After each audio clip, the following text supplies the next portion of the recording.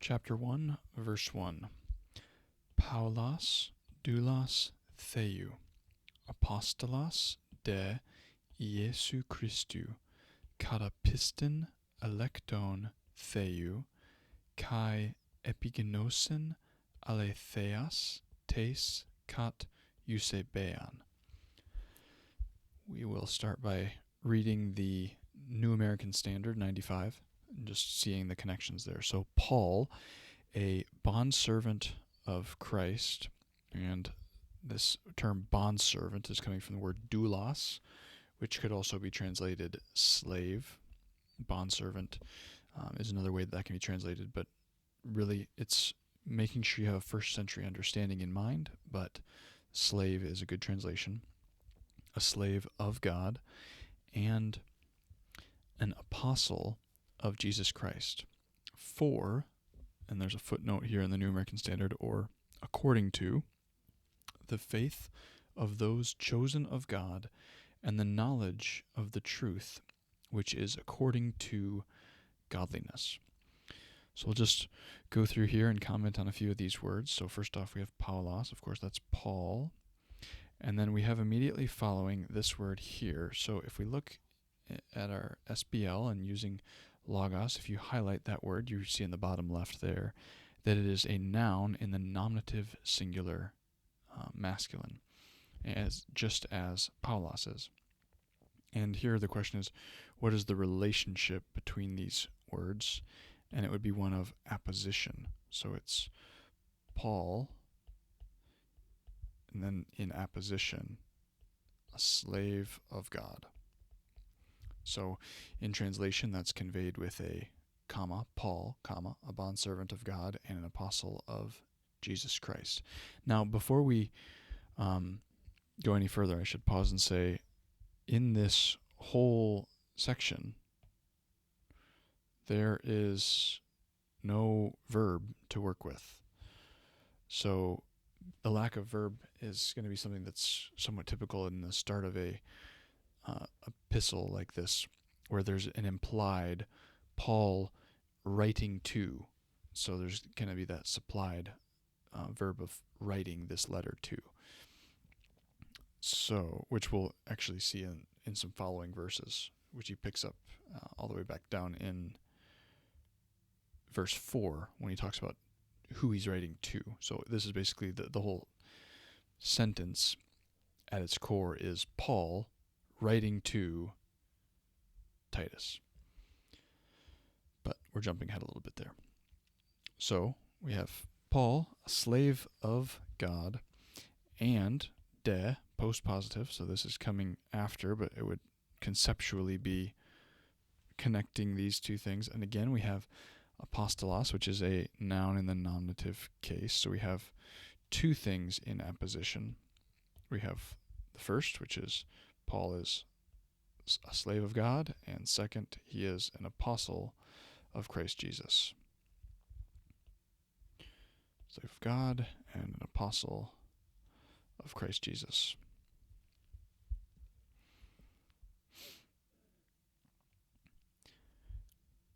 Now, here we have a preposition, kata, and we have it show up again here, kat. This is just the elision, the loss of a vowel when what's followed is another set of vowels that, in this case, a diphthong that's pronounced together as one sound. But in that case, the last vowel drops off in many cases to allow for smooth pronunciation. So, Paul, an apostle of Christ Jesus, according to is one translation, or for the faith of those chosen of God. So we're going to look into this word kata a little bit more in a moment. But first we'll just see according to or for the faith is the primary thing in view here. This is the accusative piston. You can see there, accusative feminine. And then here we have a plural genitive. So this is describing faith, the faith of the elect, or as the NASB renders it, the faith of those chosen of God, or the elect of God. So according to or for the sake of, and that's when we'll look into kat now. So kata has, as with most prepositions, a pretty significant semantic range. There's a lot of different options here. The one that NASB went with in their translation, well, they actually left it relatively ambiguous by just saying for, but in accordance with is the idea as far as DBL goes. But if we look at the BDAG, I appreciate the way that they've, in their fourth entry, tagged Titus 1:1 as likely. So here you see the lexical entry here, a marker of intention or goal for the purpose of, for, to. I think this idea of for the purpose of is fitting here.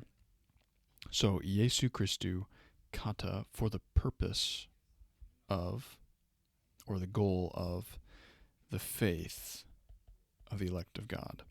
So this is giving the purpose or the intention behind and what aligns with this apostleship that Paul has received. The intention behind. Now that said, BDAG acknowledges that in accordance with is also probable. So you could see this is going either way, either the for the purpose of or in alignment with. So he's an apostle in alignment with the faith of God's elect or for the purpose of their faith, which makes sense that his ministry and his apostleship is facilitating, encouraging, fostering the faith of God's people. So that's the first thing that Paul's apostleship is in accordance with. It's in accordance with their faith, the faith of the elect of God, and their epigenosin, the knowledge of the truth. Epigenosin, would you go back to NASB here? And the knowledge of the truth. And then here we have the taste, which accords with godliness. This introduction of the article here means that this whole, with this article in the genitive, means that this whole phrase at the end is going to be modifying either knowledge or truth. And I would say it's modifying knowledge. Their knowledge of the truth, which accords with godliness. Or, again, you could understand that, again, kata has some range here, and you could also see that fourth definition of BDAG coming through here for a marker of intention or goal. This knowledge of the truth that has the intention or the aim of producing godliness.